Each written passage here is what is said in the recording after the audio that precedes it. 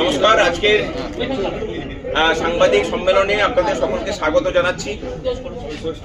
বিগত 11 দিনের বেশি দিন ধরে আমরা এখানে অবস্থানে রয়েছি এবং আমাদের এই লড়াইটাও শুরু হয়েছিল হাইকোর্টের ডিভিশন বেঞ্চে, যখন ডিএ মামলার রায় আসে তারপরেই আমাদের পথ চলা শুরু হয়েছিল। এই পথ চলার মধ্যে দিয়ে এই মঞ্চের সূচনা হয় এবং দীর্ঘদিন থেকে আমরা অনশন থেকে শুরু করে সমস্ত কিছু আমরা করে গেছি। সরকার, দুর্ভাগ্যের বিষয় হলেও সত্য যে গণতান্ত্রিক ব্যবস্থাতে গণতান্ত্রিক কোনো আন্দোলনকে তারা মূল্য আজ পর্যন্ত কোনোদিন দেননি, আমাদের ক্ষেত্রেও সেটা দেননি। আমাদের আন্দোলনের চাপে পড়ে 2019 থেকে 2022 পর্যন্ত ফ্রি হয়ে থাকা ডিএ এর চাকা কিছুটা ঘুরতে শুরু করেছিল, কিন্তু সেটা পুরোটা আদায় হয়নি। এখানে প্রসঙ্গত বলে রাখি যে রায় এসেছে, সেই রায় 1/4/2008 থেকে 31/12/2019 পর্যন্ত যে পে কমিশন, পঞ্চম বেতন কমিশন রাজ্যের, সেই পঞ্চম বেতন কমিশনের যে বকেয়া মহার্ঘ ভাতা, সেই বকেয়া মহার্ঘ ভাতা নিয়ে এর সাথে বর্তমান বকেয়া পে কমিশনের যে বকেয়া মহার্ঘ ভাতা 40% যার পরিমাণ, তার সাথে কোনো সম্পর্ক নেই, তার জন্য লড়াই জারি আছে।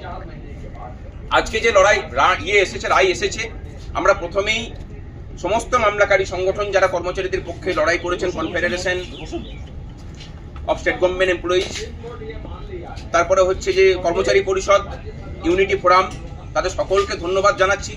আমরা এই মামলাতে ঢুকেছিলাম তাদের হাতকে শক্ত করার জন্য, এবং আপনারা জানেন যে এই মামলাতে আমরা ভারতবর্ষের বিখ্যাত আইনজীবী গোপাল সুব্রমণিয়াম স্যারকে নিয়েছিলাম। তার সওয়াল জবাব আপনারা শুনেছেন এবং এটা প্রমাণ হলো যে কর্মচারীদের অত আর্থিক সক্ষমতা না থাকলেও আমাদের মামলাতে সুপ্রিম কোর্টে রাজ্য সরকার, সুপ্রিম কোর্টের সমস্ত সিনিয়র আইনজীবীদেরকে নামিয়েছিলেন আমাদের বিপক্ষে, কিন্তু কর্মচারীদের যে লড়াই, যে অধিকার, সেই অধিকারকে তারা খণ্ডন করতে পারেননি এবং জয় আটকাতে পারেননি।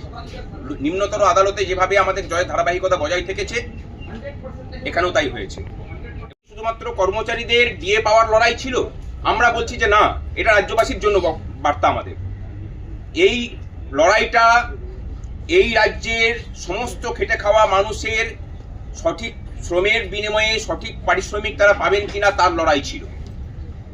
এই রাজ্যের কর্মচারীরা সব থেকে কম ডিএ পেতেন বলে, স্থায়ী কর্মচারীরা এবং পেনশনাররা, এই রাজ্যের স্থায়ী কর্মচারীদের বেতন দেশের মধ্যে সব থেকে নিম্ন ছিল।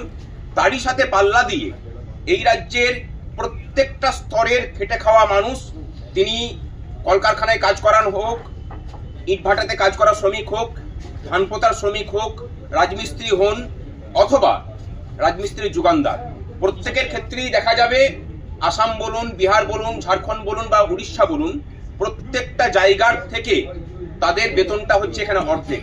তার কারণটা অন্য কিচ্ছু নয়, এই যে রাজ্যগুলোর কথা বললাম, এই সমস্ত রাজ্যের স্থায়ী কর্মচারীদের থেকে ঠিক অর্ধেক বেতনে কাজ করেন এই রাজ্যের স্থায়ী কর্মচারী পেনশনাররাও।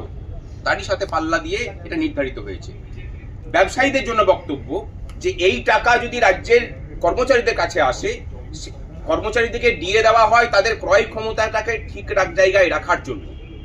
সুতরাং ক্রয় তারা করবেন কোথা থেকে? না, বাজার থেকে। বাজারে গেলে পরে সেই টাকাটা যাবে কাদের কাছে? ব্যবসায়ীদের কাছে। সুতরাং ডিএটা শুধুমাত্র কর্মচারী পেনশনারদের বিষয় নয়, এর স্থায়ী সম্পর্ক, সরাসরি যোগাযোগ রাজ্যের সমস্ত স্তরের মানুষের সাথে আছে। তারই সূত্র ধরে গত অর্থবর্ষে আপনারা দেখেছেন যে কেন্দ্রীয় বাজেটে আইটির স্ল্যাব বাড়ানো হয়েছে, বিভিন্ন ধরনের কর ছাড় দেওয়া হয়েছে, যাতে মানুষের কাছে নগদের যোগান আসে। আমাদের রাজ্যের অর্থনীতি ধসে পড়ার আরেকটা বড় কারণ যে মানুষের কাছে অর্থের যোগান নেই। এই রাজ্যের কর্মচারী পেনশনার, অস্থায়ী কর্মচারী, তাদের সমস্ত রকমভাবে শোষণ চলছে, সেই শোষণের বিরুদ্ধে লড়াই। এবং এই যে লড়াইটা আমরা লড়ছিলাম, সেই লড়াইটা বাঙালি অস্মিতার বা বাঙালি জাতিসত্তার সম্মানের জন্য লড়াই ছিল, আমাদের কর্মচারীদের ডিএর জন্য লড়াই ছিল না।